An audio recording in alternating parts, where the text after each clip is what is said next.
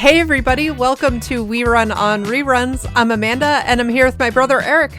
How you guys doing? We are here midway through season 6 at this point with episodes 13 and 14 today, which I think we're just going to call the Jill series. This is the one with Rachel's sister and the one where Chandler can't cry, both featuring Reese Witherspoon as Rachel's sister rolling in to hang out with the gang this week. That's right. I think it's such perfect casting to have Reese Witherspoon playing Jill. This is just such memorable episodes to me, and yeah. I love it. I think she makes the perfect like spoiled sister to be coming in and sort of reminding us of really where Rachel came from in a lot of ways here. And they're just they have such great banter back and forth and really bring that sister energy forward, I feel like. And yeah, I really enjoy these episodes for sure.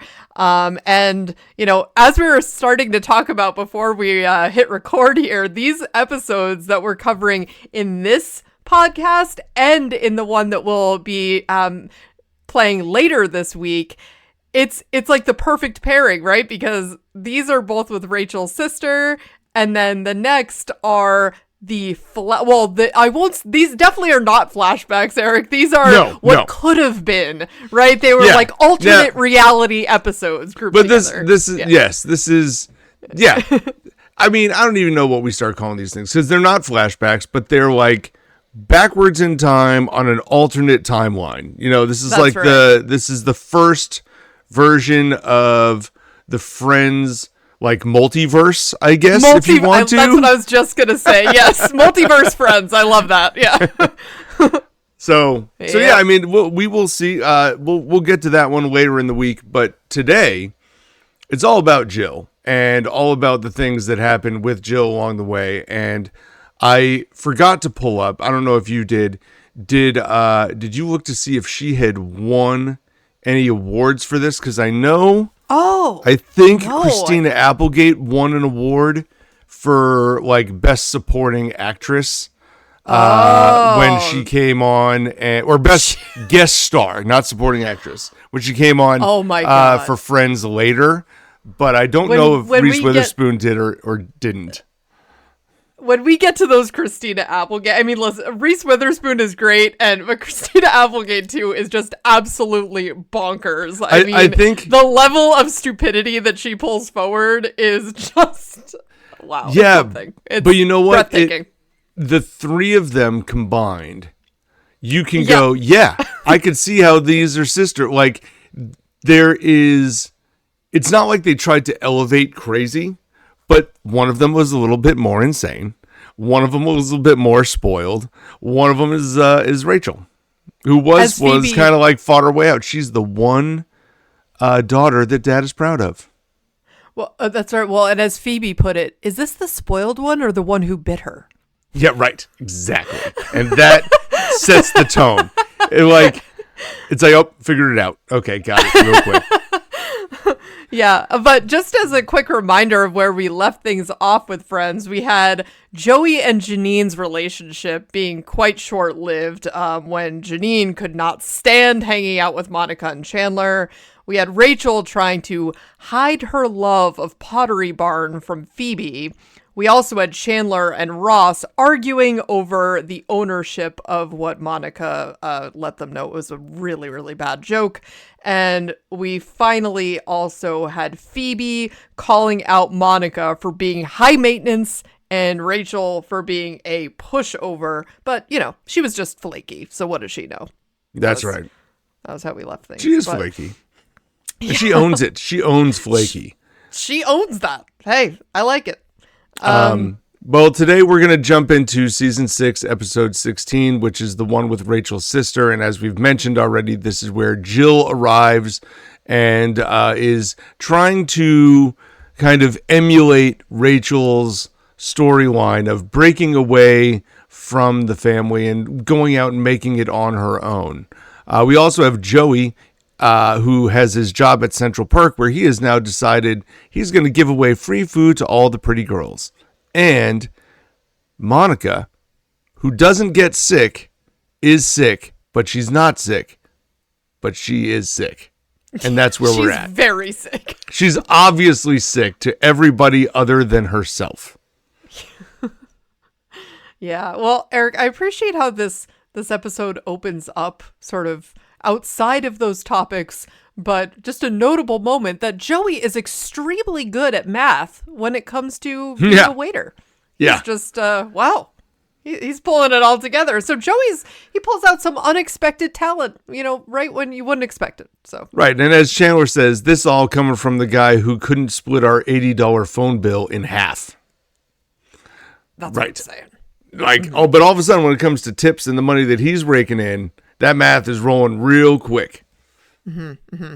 And the other notable moment that's outside of the main themes that we'll be talking about is when Phoebe started pulling stuff out of her purse. I always love this moment when Ross is asking for gum and she just starts rifling through her bag. She's pulling out like a shoe with an egg inside of it and then the goldfish in the bag. And he's like, you know what? I'm good. Like that. Those are the two things. When she gets the egg out of the shoe, it's like, first of all, oh my God, she's pulled a random shoe out of her bag. Wait, it's got an egg in it? That's when it's like, what is happening here? And then she pulls a full-on goldfish in a bag out. Like, what Dr. Seuss situation are we looking at right now? But the bag wasn't that big. It really wasn't. It really wasn't. But he's faces off. Like, you know what? It's okay. I don't need my egg shoe goldfish flavored gum. I'm good. Yeah.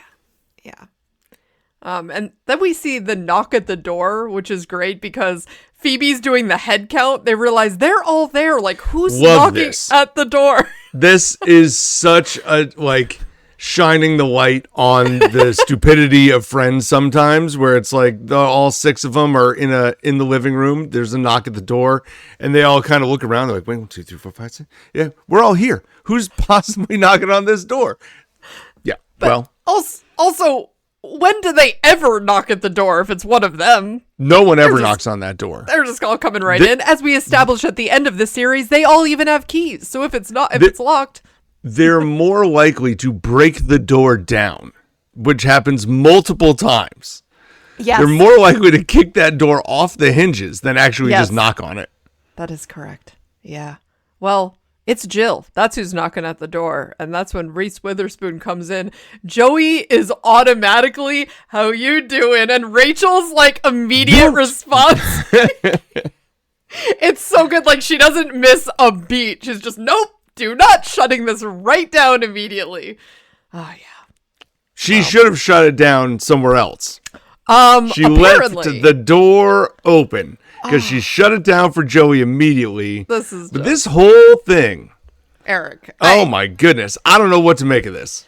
I don't know. And especially this gets into the next episode a bit. But when Ross, because this is rewatch, we all know what's going to happen here. And when Ross eventually comes to her in the end and is just like, well, I didn't want to close the door to potentially you and I, maybe someday getting back together. Well, then what were you thinking here at all from the beginning? Why would you ever have agreed to go out with her?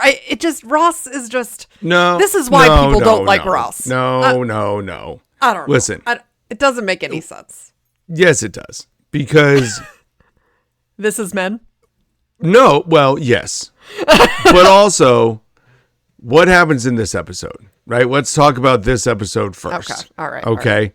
And we have, what started at the beginning here. We get Ross and Jill kind of flirting over Jill bringing all this shopping in, and, Ross and Phoebe end up trying to cover for her because she's not supposed to be spending money. Mm-hmm. So we get this, scene where Ross is holding a pashmina.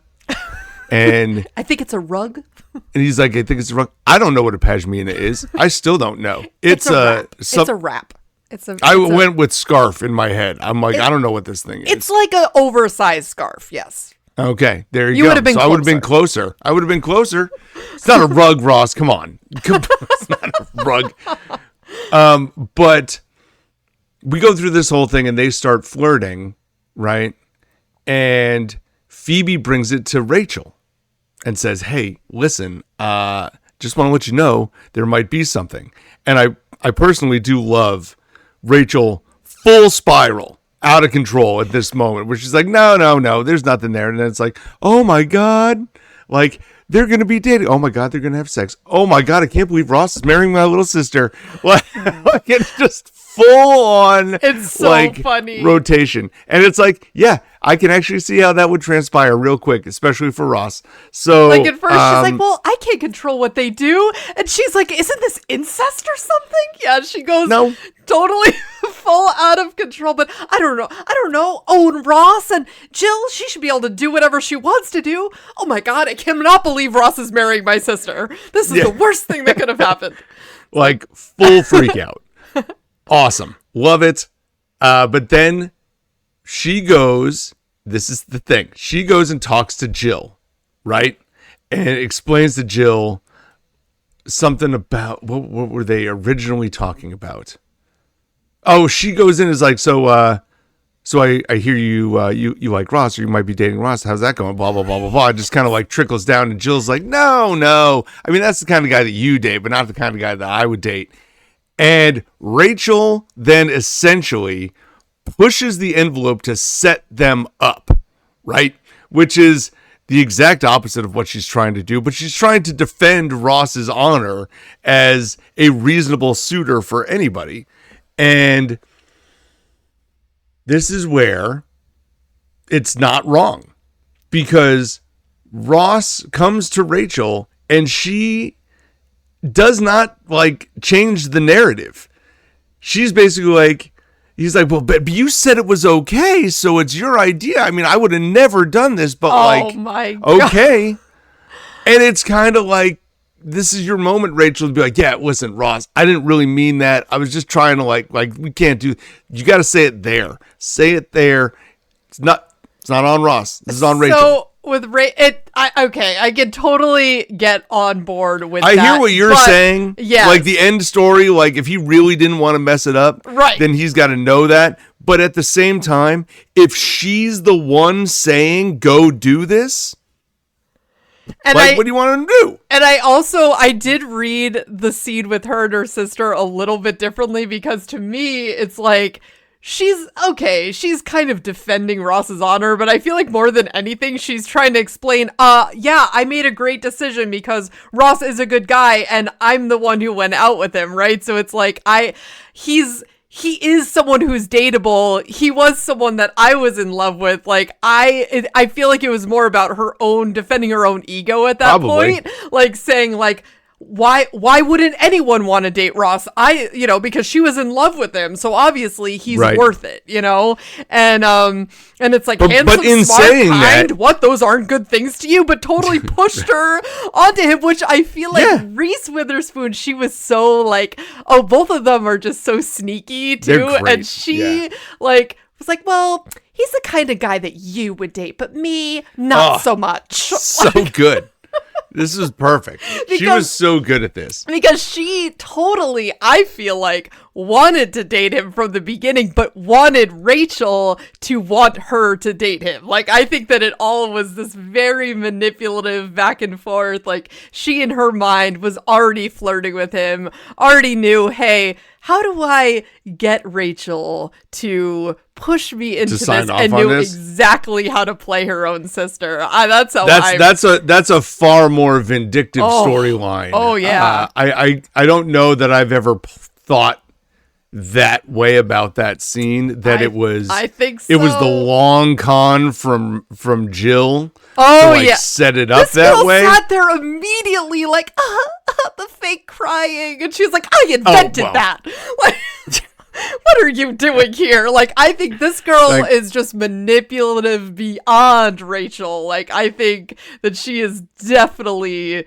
Oh yeah, she was behind this. That's how I read it, and because look what happens later in the episode, right? So, I don't disagree with any of that. I just never viewed that scene as part of the manipulation. But It might be.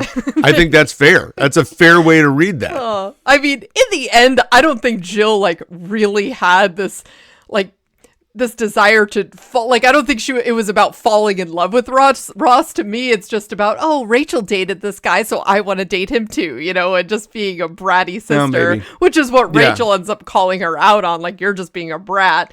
But yeah, then this scene with Ross where he's saying, well, I never would have gone out with her, but when I heard it was okay with you, well, I figured why not, you know? And if you ever want to go out with Monica, you have my blessing. Then Joey passes by. Joey, and mine. Yeah, mine too. Mine too.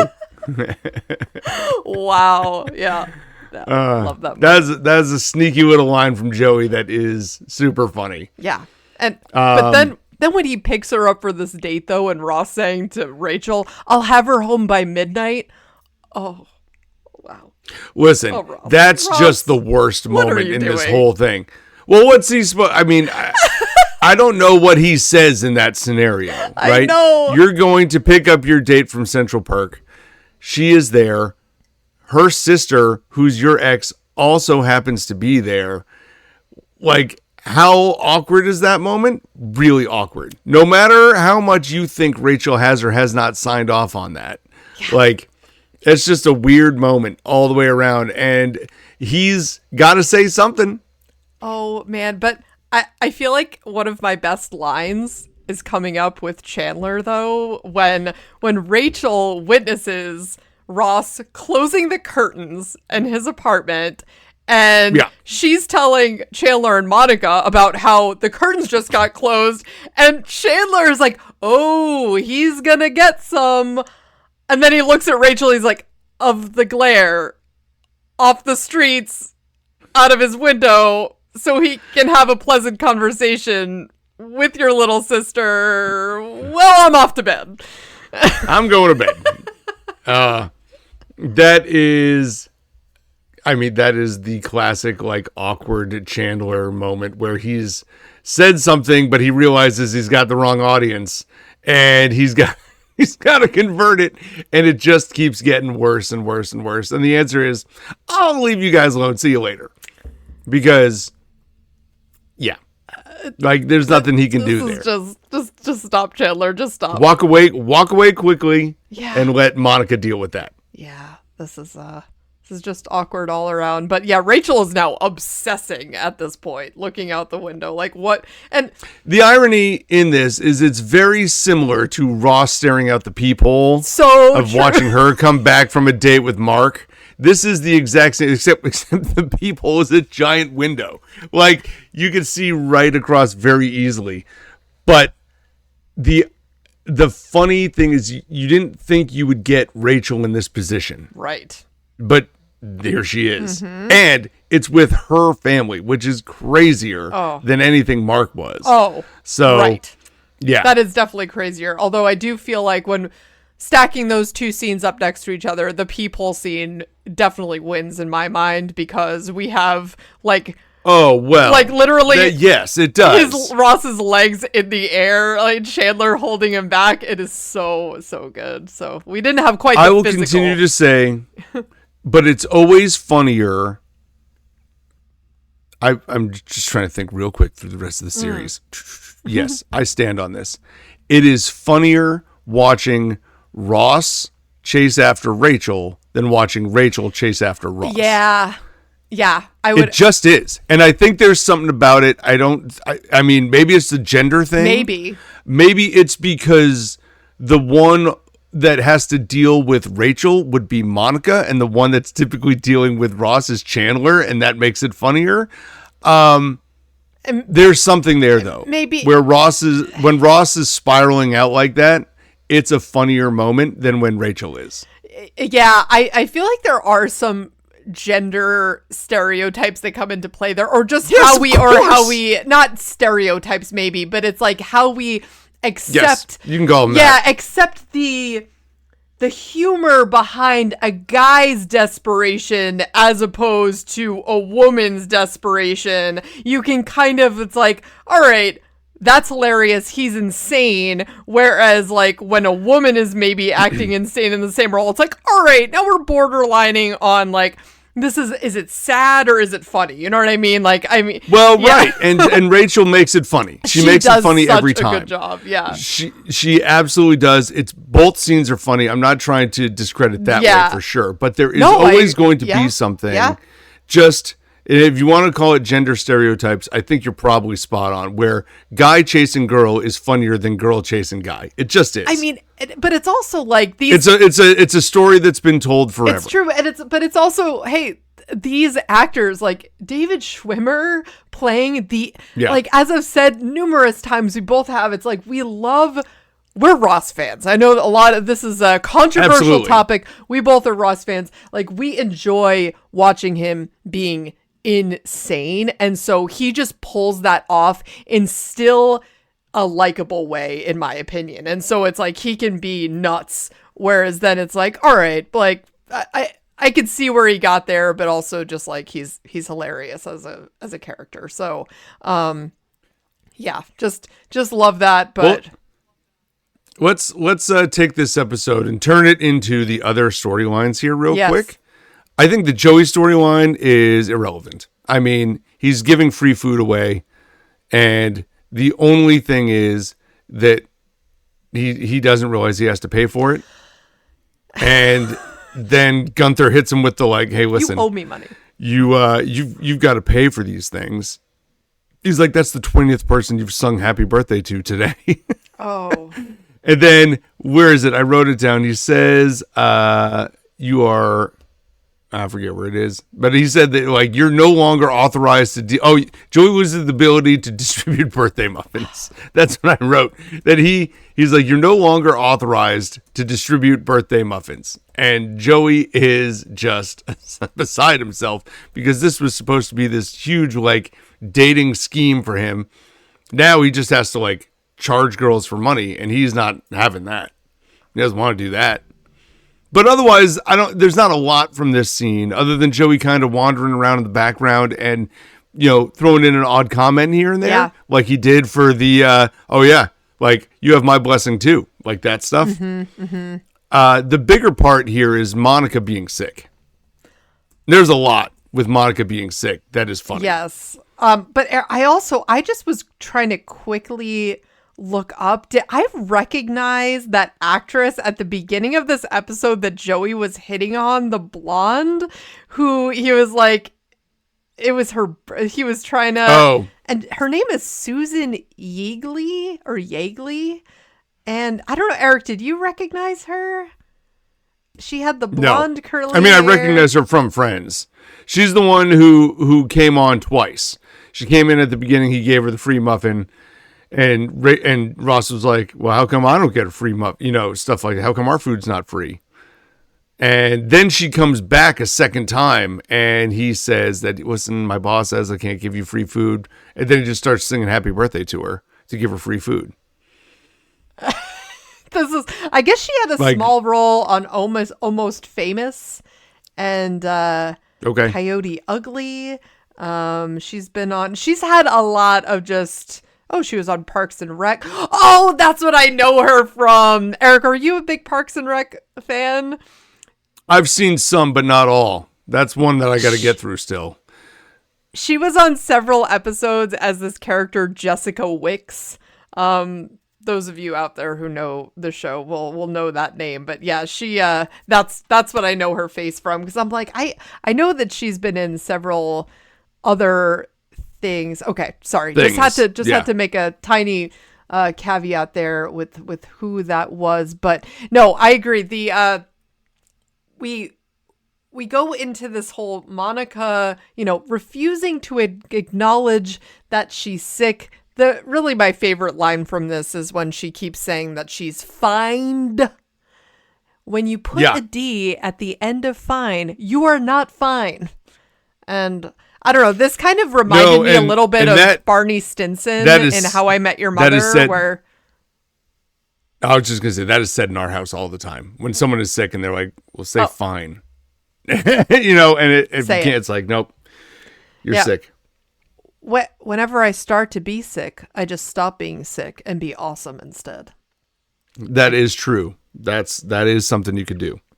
I feel like she was just trying to pull out some Barney Stinson energy here. And, Chandler's trying to take care of Monica, but she's just refusing to really accept it. I don't know. I didn't have a whole lot to say about this. It's just funny that he doesn't, he obviously wants to just let her get well, and she wants to basically like seduce Chandler instead. There you go. I love the idea that Chandler is like, no, we're not doing this. We're not doing this. We're not doing this. Like, no way. You are sick, and watching again, we have two scenarios where the girls are chasing the guys, and Chandler's turning it down like, no, we can't do this. You are literally he's like, you know what's sexy? Blankets are sexy. And, clothes are sexy, and hot water bottles, which those things, like, I thought that was just from a cartoon. I don't think I've ever actually seen one of those like water bottles that you heat up that's like that. No. Yeah. But then she comes out with the Vicks. That's all it takes. Comes out with the Vicks, and she's like, is it the smell? He's like, it's all very good. It's all like, it's too much for Chandler to handle. Oh my God. He's like, so you want to mix it up? And that's that. But that was, he gives it. But that was Monica manipulating the whole situation, because she was acting sure like she had no idea. That she's like, yeah, that's right. I knew it. Yeah. There's just little moments from that I find, pretty funny. I like the way Chandler is responding, I think, a lot in that scene where he's trying to do what he thinks is the right thing, and then like it completely flips on a dime. Like, I think that's really funny the way that he does it. I think some of the things like I'm fine, like that just sticks with me in my household, in my everyday life. Like, that line from that scene is amazing. My wife also likes to think that she's Monica and it is impossible to be sick. It's not possible that she's sick. That's not a thing. That she does the Barney Stinson method. She goes with, and I just stop being sick and be awesome instead. Mm-hmm. Except you're sick. Like, let's not forget that part. So, yeah. But this, I mean, I don't know about you. I like this episode quite a bit. Yeah. I'm not sure exactly what rating I'm going to put down, because I have taken away my notebook, because now we have a spreadsheet that we put everything into. Mm-hmm. For the fans out there, it's all digitized now, so we can see it live. That's right. We're in the digital age. We'll see. Listen, we've made it to the next step, right? Digital age of that's right. of ratings logging. So we'll see how that goes today. But it is all there. We'll see what happens. But I do like this one quite a bit.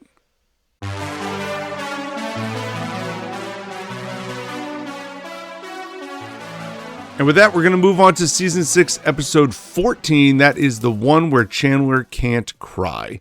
And in this one, basically, Chandler can't cry. I know it's on the nose, but he has a hard time crying, and everybody's trying to be very sentimental around him to get him to cry, and it's not happening.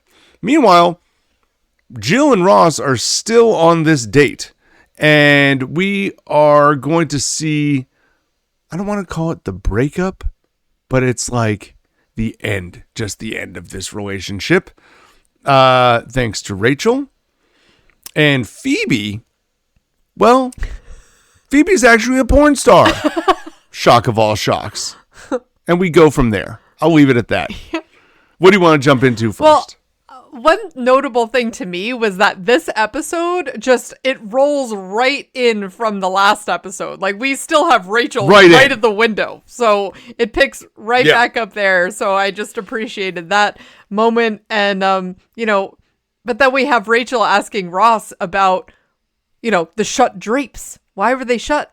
And then he's explaining to her, oh, that's because I was showing Jill my slides of his favorite fossils. So it's like... Oh, so really nothing happened. Yes. So her mind is put totally at ease at this point, and she's saying, but he's saying to her, like, well, if she wasn't into me, then why would she have asked me out again? And it's then on Valentine's Day for their next date, which people, right. This is falling actually on the perfect, well, we're recording this on the perfect day because we are recording this on Valentine's Day. So that's, how about that? Literally the calendar has aligned. Yes. It is Valentine's Day today. Yeah. Happy belated Valentine's Day to all you out there. That's right.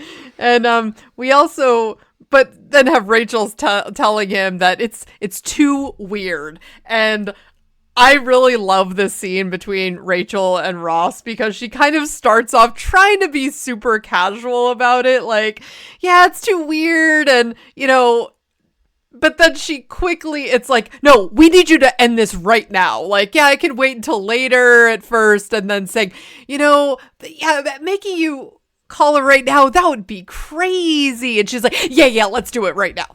Yeah, pick up the phone. Yeah, right. Mm-hmm.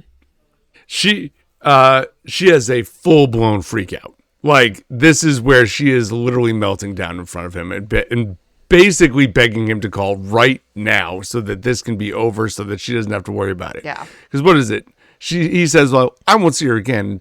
But after tomorrow, that's right. I won't see her again. No, no. Yes. Like, full on. Like, nope, you got to call her right now. End it all today. I can't handle it. Yeah, she really tried to be the cool girl here, but I mean, come on. This is, I feel like I like that she was just straight up honest with him at this point, that it's like, no, this is just fully agree. Super weird. This is how I feel about it. It's making me crazy. Please just end it. End it right now. So yeah, and again, this is an interesting point. We just talked about like the gender chase and stuff like that. Like, this scene wouldn't play if Ross was begging Rachel to not see somebody. Right. This would not be an acceptable like scene to show. So true. That would never work, but it does work with her. Yes. It reminds me largely of, want to go to How I Met Your Mother. Like, Lily's got that guy that, like, we can't see each other right now. Oh. The music plays. And so she's always got this guy on the hook because, we can't be together right now. So it's always on the hook. Like, oh, maybe though. So this is Rachel saying to Ross, like, listen, you got to end this. I can't handle this. Like, we can't do this, but we can't be together right now. Yes, totally on the hook. Like, but stick around though. Yes. But stick around though. Like, you never know. Like, it could happen. Oh, don't. Absolutely. That's what this is. Rachel and Ross are both on each other's hooks. Yeah, that is a great reference to make here because it's just true. And he wanted there to be no chance of Jill being on Ross's hook or the other way around either, because that is just weird. Like, let's just make this perfectly clear. It's Jill coming into Central Perk later in the episode and just saying like, well, I'm just this incredibly pretty, stupid girl. And because she's really upset that Ross is canceled and she's questioning her fashion sense. And because, Rachel ends up confessing to her that it really is because, listen, she asked Ross to cancel the date. Like, it's nothing about her. Right. And I like that Rachel was just transparent with her in this moment too. She didn't have to She could have just left that out there. Nope. Ross did not throw Rachel under the bus either, which I thought was very interesting and good of him. Well, but that's right. And there's no harm from Rachel's perspective to let Jill be mad at Ross. No. Like, there's no reason that you have to, like, take the bullet here. You can just let her be mad at him and it's all good. Mm-hmm. What she's saying. But she doesn't. Yeah. She takes the bullet for herself. And yeah, it was interesting though, because she did, it led then to Jill trying to force something with Ross. Yeah, because again, she just wants what she can't have, which is what Rachel says. She's like, this is just about you being a brat, wanting what you can't have. And Jill's response, excuse me, the only thing I can't have is dairy. That's right. Yeah, I love Reese Witherspoon being outraged. It's really funny. And yeah, both of them going back and forth. It's great. They make a great sister duo. But right, Jill showing back up to Ross's apartment just to manipulate him into getting back at or to make Rachel jealous, and her at the curtains, closing the curtains is so funny. Yeah. I always think back to that moment where she's just looking through at the exact moment that Rachel is at, she goes over to Monica and Chandler's and she's like, well, where is Jill? I can't find her anywhere. And she looks over to Ross's just at the exact time that Jill is closing the curtains. And because, Ross she told Ross she just wants to look at his slides again, because she just wanted an excuse to close those curtains. And yeah, Ross is he's manipulated in this moment. And then she ends up throwing herself on him, which this whole thing, I mean, Rachel tried to warn him about this. She does it anyway. And then it's like he kissed her for a little while, which she immediately confesses to Rachel. Oh, this is just bad. It's like, it's just. It's really quite something. Really. I mean, I don't know. I just. I don't know exactly what to say about this scene, other than it's just, sisters trying to cut each other's throats for no reason at all. Like, I don't know. Yeah, it's pretty rough. Like, it just seems weird. I mean, It doesn't. I mean, I get it. I mean, I get it between two friends. These are sisters, right? Like, I actually see this. Well, not see it, not recently, but when I was when I was younger, like, I feel like I could see one girl do something on purpose to hurt another girl just so they would do it. Like, that happens. I mean, but sisters, I don't feel like I saw that with sisters. But this is why I feel like Jill is just really like nuts. Like, she's just very vindictive and she is in this scene for sure. And that's why I kind of said what I did about the last episode, where it's like, I think that this was just her plotting from the beginning because of how she acts here. It's like she just really wanted to like cut into Rachel. I don't know. Wow. The way she acts at the end gives credence to your theory at the beginning, but not knowing what happens at the end is hard to see that from that first scene. You know what I mean? Yeah. So it's very interesting. It certainly could be that way. Yeah. But it is what it is. And Ross is able to handle himself for the most part. Well, he doesn't push her off right away. He even cops to this. And I'm like, Ross, the level of honesty, it's just so funny. It's like, you couldn't, she wasn't there. I mean, like, just you pushed her off. And why wouldn't he have pushed her off right away? I mean, they kissed for a little while and then realized, oh, nothing can happen, because that's when he finally says it's really because, like, he knew that if anything happened between them, then there would never be the chance of anything getting rekindled between him and Rachel. And he says, he's like, I know that that's not where we're at right now, but just in the future, I wouldn't want to completely close the door on this. So yes, they're on each other's hooks. Certainly not for this reason.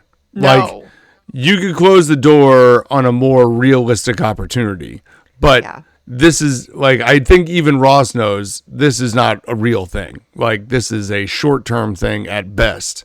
So and there's no way he's going to end up with Jill long-term. Jill and Ross, talk about, like, the worst matchup ever, too. Like, just the worst. Wouldn't be good pairing. I mean, and again, she has no interest in the stuff that he's interested in. Jill strikes me as the type of person that has no interest in really what's going on in anyone's life or anyone else's interests outside of her own. So because Rachel doesn't care about dinosaurs either. No, I feel like Rachel's sisters are both like they're extreme versions of Rachel. Yeah, it's like extreme versions of like the worst qualities in Rachel. And that's what makes them hilarious though too. It's like, but it also shows like this is where Rachel was headed. Like, Rachel could have been this character. Yeah, which we sort of get glimpses of in the next episode a little bit. But Rachel also just always has a good heart, though. And Rachel is kind and Rachel thinks of others. And so I feel like, Well, but she does because of the, like, trajectory that her life took. Like, showing up at Central Park and being friends with all these people has changed a lot of that for her.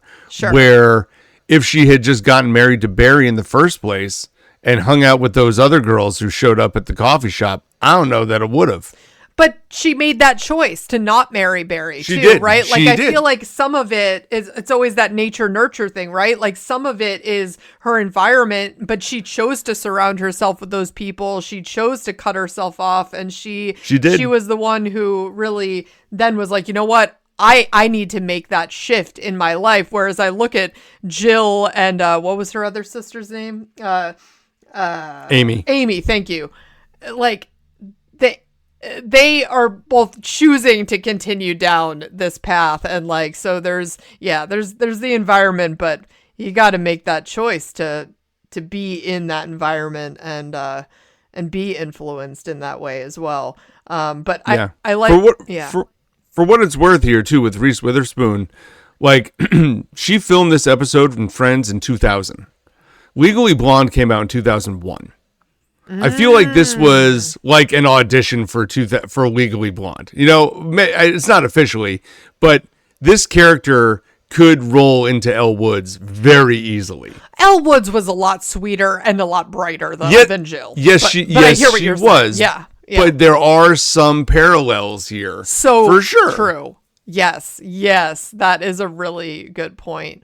What was Reese? Oh, I guess like Cruel Intentions came out before this, where she played a very innocent girl. Well, she was in her first movie was Man in the Moon, which I think. Oh man! Oh yeah. Was that the like Jim Carrey as Andy Kaufman movie? Okay. I think, and that was her first movie, and that was late 90s. Wow, that was her first movie. That's what it says on IMDb. Oh, that's really interesting. I have to go back and watch that. That was a great movie. I'm a big Andy Kaufman and Jim Carrey fan, and it's been It says, I said late 90s. It says 91. Okay. But like she was in a few things in the early 90s and then, you know, kind of kept on rocking with it. Cruel Intentions in 1999 probably put her more on the map. And then she was in a bunch of stuff after that. So it just kept on rocking. And you know, she's kind of a big deal now, I guess. Yeah, she totally is. Yeah. Yep. That's cool. But I do like how then the end of this plot line rolls right into sort of the end of, you know, we have the whole Chandler not crying, and this is finally what makes Chandler cry. I don't know why the two of them just can't work it out between Ross and Rachel. That's what we found. Yeah, the Chandler not being able to cry storyline gets brought up a few times. To me, the only scene of this that is noteworthy is Monica trying to get him to cry by talking about, like, you know, when we get married and when we have our first kid and when that kid goes off to college and the room is empty, and then when I die and leave you a note from the beyond that says this, and he's like, oh, that's so great. She's like, what's wrong with you?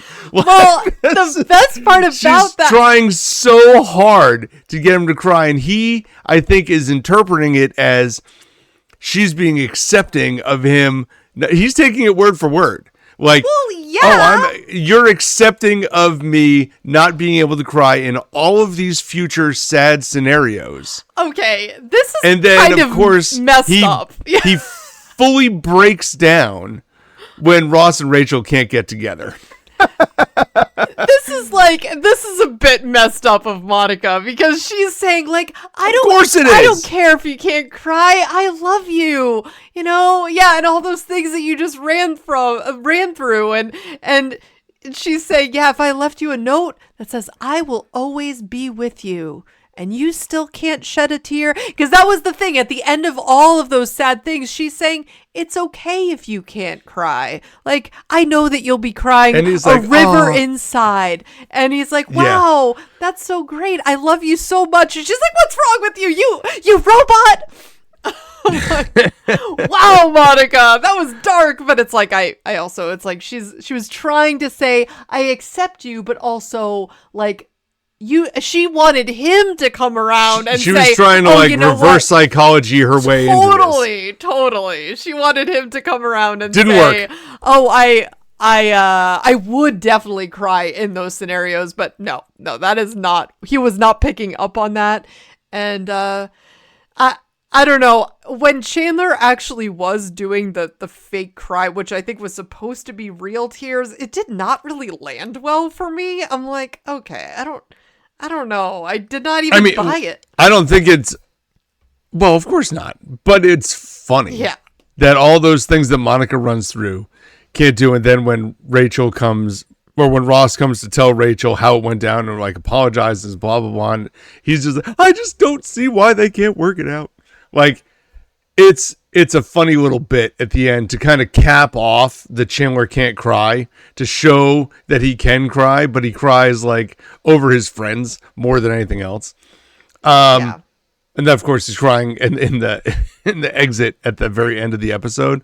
Well, I do appreciate where this kicks off though, because it all starts with Bambi, where I feel like this line is out there in a lot of memes where he's saying, yes, it's very sad when the artist stopped drawing the deer.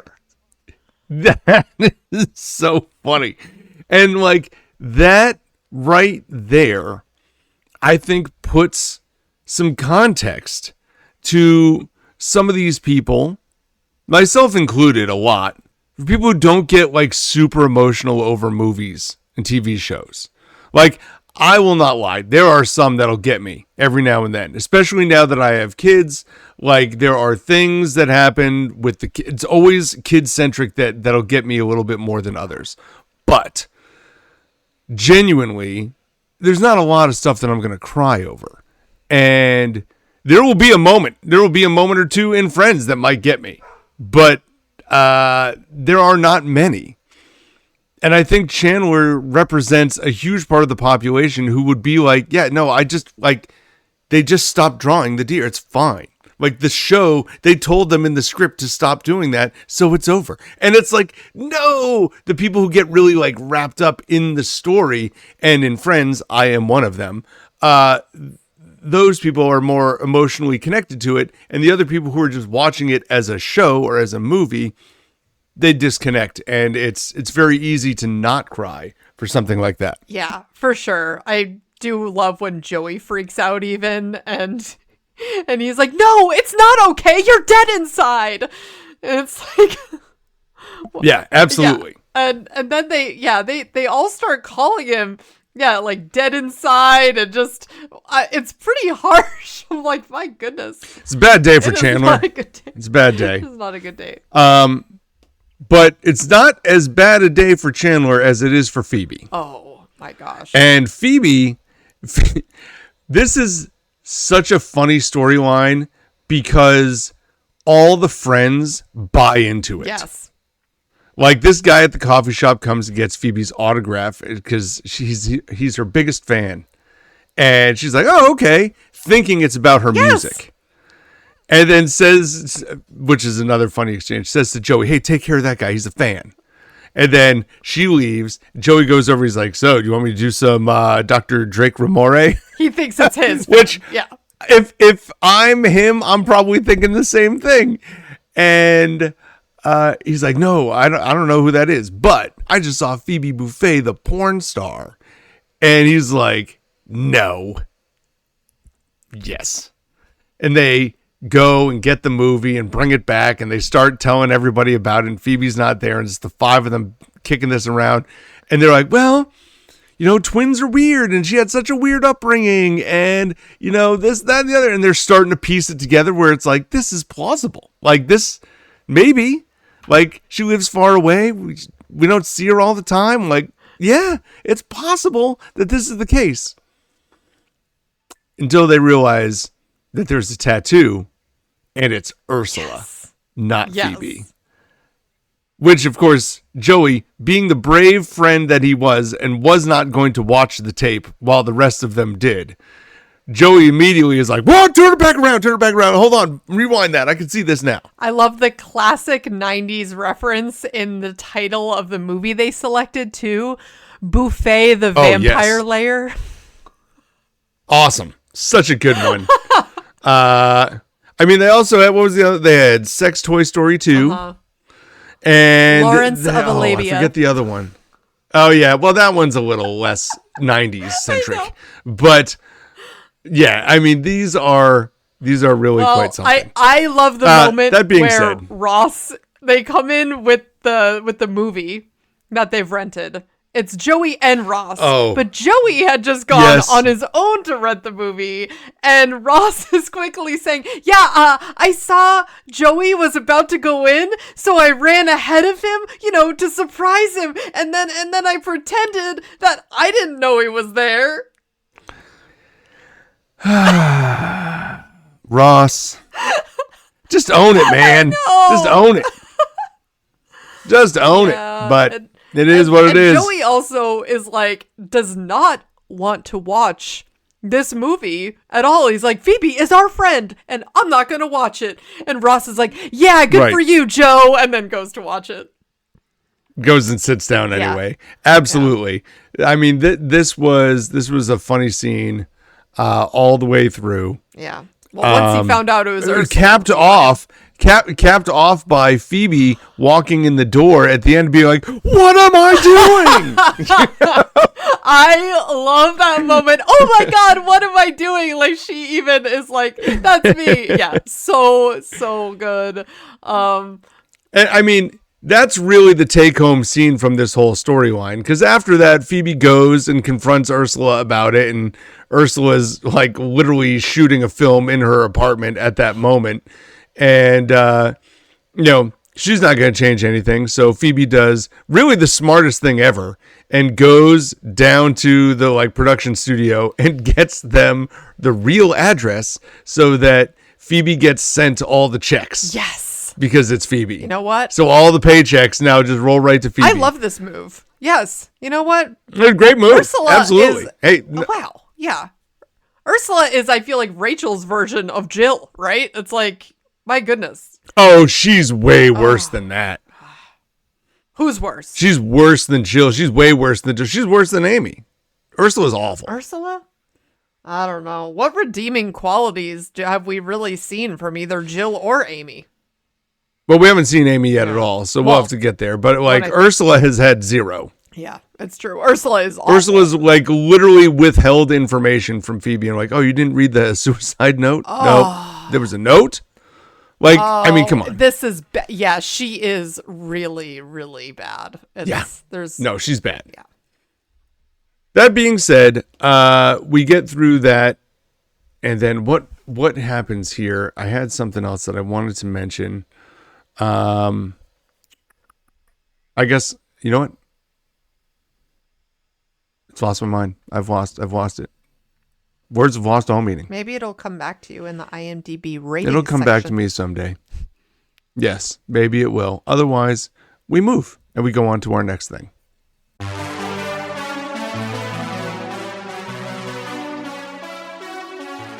Okay, so now we're going to jump into our IMDb section of this episode where we give our ratings as opposed to yours, the fans, as we find them on IMDb.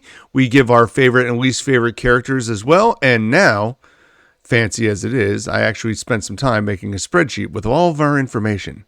So we have some very interesting data so far. Now, I could only plug in the stuff I had in my notebook. So, this is as it goes all the way back through the middle of season 3, which is where I started writing stuff down. Nice. Now I have to go back. I will go back this week and get the rest of it. But as it stands, the fans, you all, have an average rating of 8.34 on episodes so far. And ironically, Amanda and I have both got the exact same rating to the 100th of a point. This is wild. 8.47. Weird. We were both averaging an 8.47. The fans, 8.34. So we are both slightly higher, which doesn't surprise me. No. Like, I would expect that we would be higher. That being said, we also now have access to the most friends, like most favorited and least favorited friends, which I can tell you right now, my most favorite character is Ross, which is shocking. I thought it would have been Chandler. And my least favorite is actually a tie between Joey and Rachel.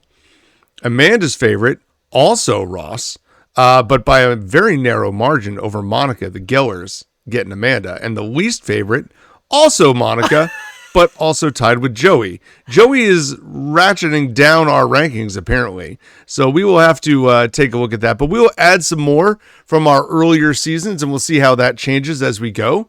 But now that I know that I have an 8.47 average, I don't know how I want to handle these next couple episodes. I'm finding it very like these. Are you gonna? I'm just gonna punch them right in to this. Well, I'm finding so if you want to watch it live, you can see that. Yeah, and I'm finding these rankings with the characters very interesting because in my mind, I would not have. I didn't realize that I had Monica right under Ross, like as my second favorite. Although I will say, I then have Phoebe just under Monica, so it's very like 8-7-6. Like they're neck and neck. They're very close.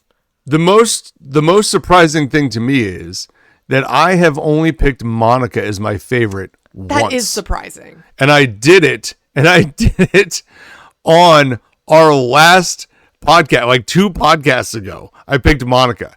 That is the craziest scenario that up until the middle of season 6, I hadn't picked her as a favorite yet. Now, I have said over and over again, I feel like she kind of gets left in the lurch a lot. And that as the Chandler and Monica storylines really get going, which we are now fully into, I feel like I will pick her more. So we'll see. We'll see how things go. And I'm very interested to see, Eric, when we get all the data from the earlier seasons too. Like this might get like your Chandler being your favorite might end up pulling into the lead when we have all the data there. I think it might. Because I think that there was a stretch where I feel like I picked him for like 9 episodes. Yeah. So we'll keep that in mind when looking at this too. But yeah, we'll share when we have all of our scores put together and all the ratings. That'll be interesting to look at, and we'll definitely talk about that a lot more. And especially, and we do have to recognize though that the first few episodes of this podcast that we did with friends, we did very differently. We didn't quite rate them the same, like in the same context, where we were just saying which one was our highest and which one was our lowest because we did more episodes. So there will, like some of those early seasons, we're not going to have any data for because it's not really going to work the same way. So we'll go back as far as we can go, and we'll have the best numbers available for you. But 8.47 for both of us. We'll see if that shifts today. Well, Eric, I'll start off because my favorite character for these episodes actually falls into that other category. I went with Jill for these episodes because she is just so funny. I love having Reese Witherspoon on. Definitely not a favorite for being the most likable because sometimes in my mind I'm like, oh, like they were such a good friend or they did, X, Y, and Z that was just like, pulled the whole group together. No, Jill was just my favorite here because she was funny and I loved having her presence on the show. Definitely mixed things up in a good way. And to me, it also gave that much more context to who Rachel is too, right? Like we got to know Rachel even more by meeting her family, which is cool. Yeah. I agree with that. I am going to go like this is the thing. Do I want to give this to Jill or do I want to give it to Rachel? Who was funnier? I think I'm giving this to Rachel. Yeah. And I know this is like the only opportunity to give it to Jill. There is no other episode with Jill. That's true. So this is a chance, but I'm not going to do it. I'm going to give it to Rachel because I feel like as funny as Jill was throughout a lot of this, there are more scenes where I'm mad at Jill, and Rachel's funny scenes are carrying the day. Like, love watching her break down in front of Ross a couple times. That's like, so it's great. true. Yes. Like watching her break down in front of Phoebe as well. Like, for sure. So I'm gonna go with Rachel as my favorite. And that's back-to-back Rachels for me on favorites. So there we go. I kind of wish we had a Jill and Amy and Rachel episode, like all three. I do too. Together. Like, that would have been so I great. mean, they had to have tried to do that, and I'm sure it was just very difficult to make happen. Yeah. But I would have loved to have seen that. Who do you got for your least favorite? So now that I'm looking at our spreadsheet here, I have the full view of what I did. And actually, I'm now picking Ross as my least favorite 2 episodes in a row. I went with Ross. I just feel like, I really just didn't like him in these episodes too much. And I feel like he could have done better. He should have known. He should have read the room. And they weren't his funniest episodes, because to me, Ross can get away with being a bit unlikable when he's hilarious, and you have a lot of the physical comedy. And to me, he just wasn't as funny in these, so that's why I went with him for my least. Yeah, I think. See, it can't be that. Do I want to pick Joey again? I think I do. I think we're gonna pick Joey. I don't think this is Joey's fault. I was torn between Joey and Chandler, but I do like the scene. I don't care for, like, Chandler can't cry. I don't care. I don't either. It's not good. I do though like Chandler when Monica is sick. Yes. And Joey, to me, just kind of has like some lines here and there. He doesn't like have a thing. Joey giving like free drinks away or free coffees and muffins and stuff. Whatever. But yeah. So that's where I'm with Joey on my least favorite. And I think that I've done that a number of times. Joey seems to be one kind of like Phoebe every now and then who lifts right out. Like you don't have to have a core story around him, and that happens more often, especially in this where there was a lot of Ross and Rachel stuff happening. This is where we are. So yeah. How about this? Where are we with ratings? Okay, so the one that I liked more is, even though the title of the episode is not my favorite part, I went with the one where Chandler can't cry, can't talk. Okay. I went with that as my favorite of the 2. I gave that one an 8.4. Okay. But these were neck and neck for me. I gave the one with Rachel's sister an 8.3. I think my reasoning behind that is I really like where things end up with Jill, like how their whole fight and Rachel finally freaking out to Ross about like, no, I don't want this. I like how things tie off with that whole storyline better than how they kick off. So I appreciated then Ross finally also saying like, listen, this is why I know that it's not going to happen, and this is why. And it's I also just really like Jill. You know, her funniest moments were definitely in the second episodes of this grouping. Well, I'm going to go the opposite. Okay. I'm going to go with the one with Rachel's sister as my favorite. The one where Chandler can't cry as my second favorite, largely due to secondary scenes.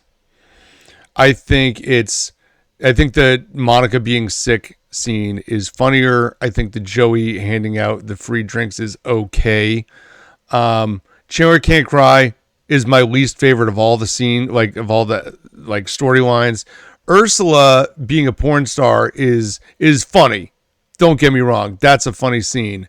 But I'm going to go with Monica being sick a little bit more. Plus, I think you get so much more Rachel freak out in the first one.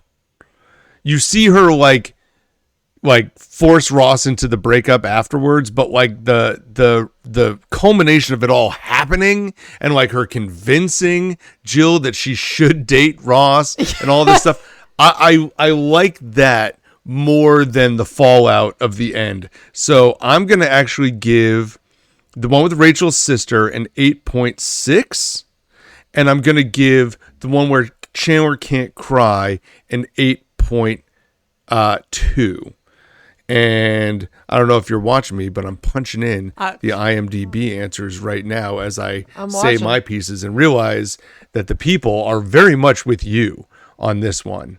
Okay. Where the IMDb rankings, as much as I had an 8.2 and an 8, and you had an 8.4 for the one where Chandler can't cry, that one also gets an 8.4 from the fans. You know what it is? Yeah, I didn't mention it, but the whole Phoebe being the porn star storyline is so funny to me. Like, it's funny. I love that. It's funny. Don't get me wrong. I do like that part of it. I think I just get bothered by the Chandler can't cry stuff a little bit more. Like, it's probably the one that I am bothered by the most of all 6 storylines, and so that always pulls it down. Yeah.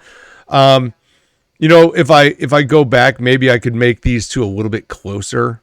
But I felt like the one with Rachel's sister was really good, and I really like that one. So I have it as an 8.6. You gave that one an 8.3, and the people gave that one an 8.1. So the people were lower on that one for sure, which you are very with the people on this. Very close. Yeah. Yep. So with that, we are now going to be off to this multiverse episode in our next podcast. I look forward to talking about this one because this one is a little wild.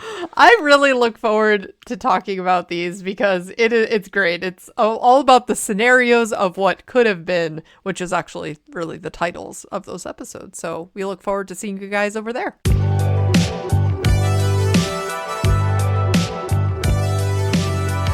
Well, thank you guys so much for listening to the We Run on Reruns podcast. Please check us out on Instagram and subscribe to our YouTube channel and check us out on all of our social media out there. We really appreciate all the support we are seeing so far. And remember, you can check out our website, werunonreruns.com, to get full episodes of this podcast.